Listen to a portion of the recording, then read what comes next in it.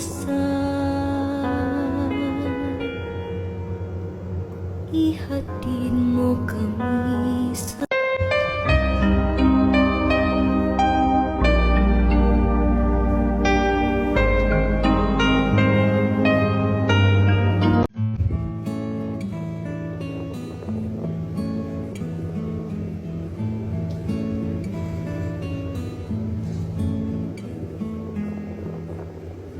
Hail Mary, full of grace, the Lord is with you.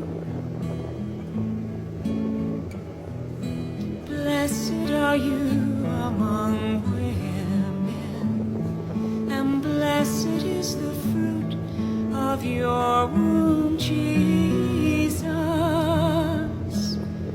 Holy Mary, Mother of God, pray for your children